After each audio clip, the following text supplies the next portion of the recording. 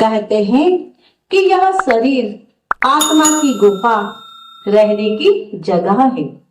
इसके अंदर अखुट भंडार है। फिर कहते हैं कि इस शरीर के अंदर बेशुमार खजाने हैं। सारा ब्रह्मांड इसके अंदर है। गुरु अमरदास जी कहते हैं, इस काया अंदर नौखंड पृथ्वी, हाट पटन बाजारा। काया अंदर ब्रह्मा विशन महेशा, सब ओपत चित संसारा। यहूदी कहते हैं कि खुदा ने इंसान को अपनी शक्ल पर बनाया है, और मुसलमान भी कहते हैं कि जो कुछ है वह इंसान के अंदर है। आल में सगीर यानी पिंड, आल में कबीर यानी ब्रह्मांड की नकल है। पीपा साहिब कहते हैं, जो ब्रह्मांडे सोई पिंडे, जो खोजे सो पावे। पीपा प्रणवे परम तत् है, सदगुर होए लखावे। जितने भी महात्मा अंदर गए हैं वे सभी इस बात का हवाला देते हैं कि खजाने ही नहीं बल्कि खुद परमात्मा भी इसके अंदर है। जिसे भी वहां मिला है अंदर ही मिला है, जिसे भी मिलेगा अंदर ही मिलेगा। बाहर ना किसी को मिला है ना मिलेगा। शायद ही कोई यह कहे कि वह मालिक जर्रे जर्रे में मौजूद है।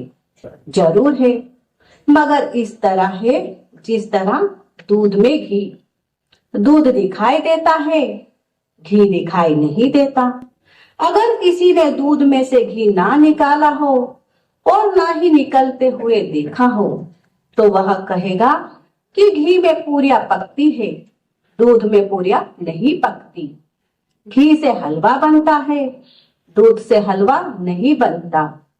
घी में नमक नहीं घुलता, दूध में नमक घुल जाता है। जब दूध का दही बना है, दही को मथकर मक्खन निकाले और मक्खन को तपाकर घी बनाए, फिर वह कहेगा कि दूध में घी है।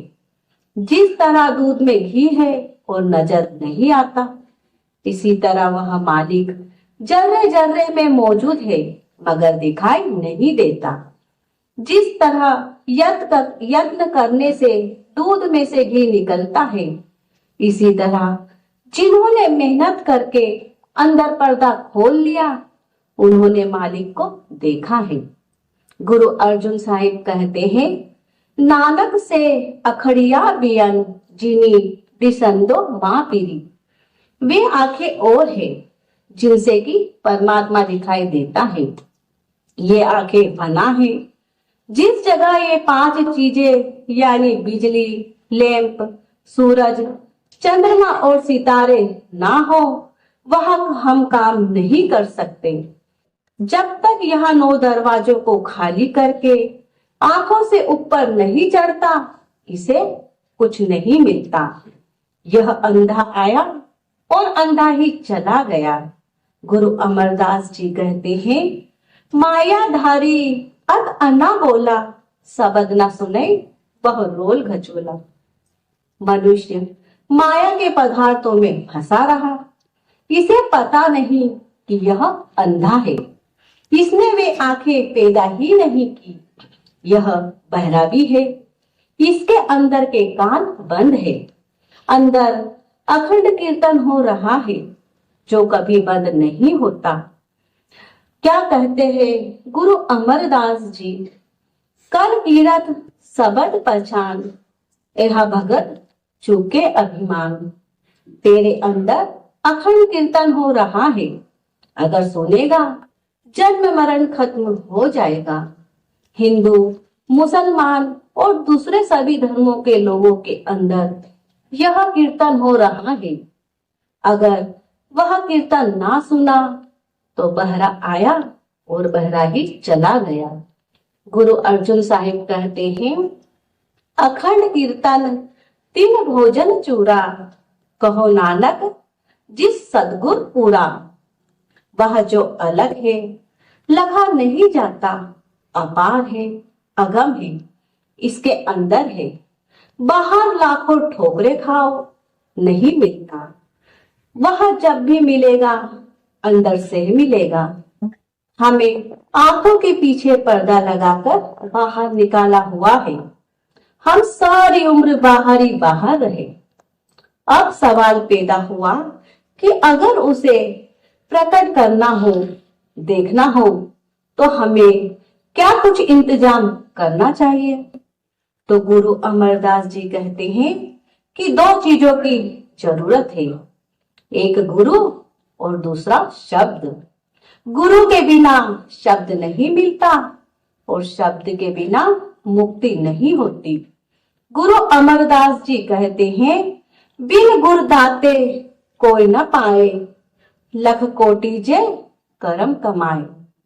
लाखों करोड़ों ग्रंथ पढ़ लो, मन अंदर जाने नहीं देता।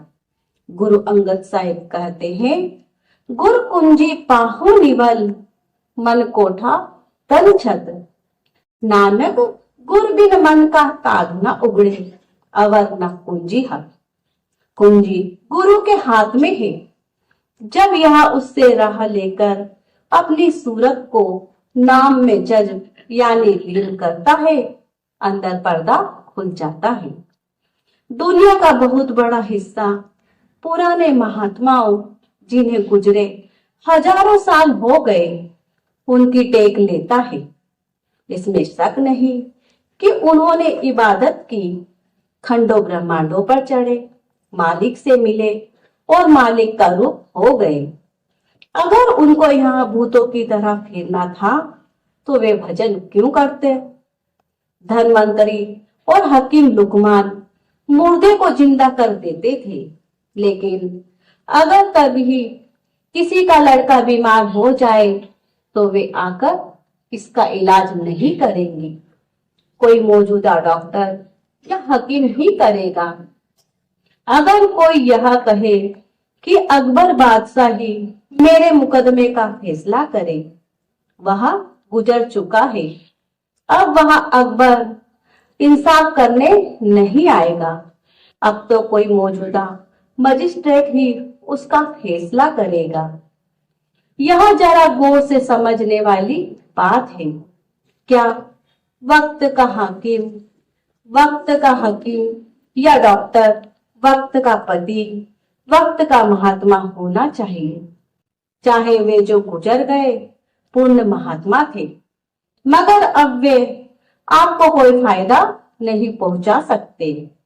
यहीं पर दुनिया के बहुत से लोग गलती कर बैठते हैं।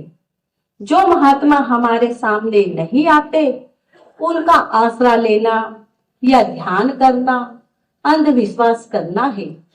बहुत से लोग अपनी जिंदगी बर्बाद कर लेते हैं, हालांकि उन महात्माओं की वाणियां हमारे पास मौजूद है, मगर सिर्फ वाणियों या किताबों को पढ़कर सूरत अंदर नहीं जा सकती। अमली तौर पर काम करने के लिए हमें कई सालों तक स्कूल कॉलेजों में रहना पड़ता है। वे काम किताबों को पढ़ने से नहीं आते। इसी तरह हमारी मजहबी किताबों में रूहानी नजारों का जिक्र है, परमात्मा से मिलने का, परमात्मा की पूजा का जिक्र है, लेकिन खुद परमात्मा उन किताबों में नहीं। अगर कोई मुकम्मल से मुकम्मल वेद है, शास्त्र है, तो आदमी का शरीर है। आदमी का धर्म है कि पहले खुद की खोज करे, अपने आप की तहकीकात करे, अंदर जाए, पर्दा खोले, किसी महात्मा से राह लेकर ऊपर चढ़े। जब गुरु से राह ले ली, फिर गुरु की हिदायत के मुताबिक अपने आप को शब्द में लवलीन करे, तब पर्दा खुलता है। आम लोग बोलने को शब्द कहते हैं। यहाँ आकर बहुत से लोग भूल कर बैठते हैं। शब्द दो किस्म का है, एक वर्णात्मक, दूसरा ध्वनात्मक। जो लिखा जाए, पढ़ा जाए, बोला जाए, चाहे वह किसी भाषा का हो, वर्णात्मक है। लेकिन जिस शब्द की महिमा गुरु अमरदास जी करते हैं, वह ना लिखने में आता है ना पढ़ने में और ना बोलने में। वह कुल खंडों ब्रह्मांडों के जानों की जान है, वह धुनात्मक है। जब तक वह नहीं मिलता, चाहे करोड़ों तीर्थ कर लो, वेद शास्त्र पढ़ लो, मुक्ति नहीं होती। शब्द कहो या नाम, मुक्ति जब भी होगी शब्द के साथ आत्मा को जोड़ने से ही होगी। यही अन्य महात्मा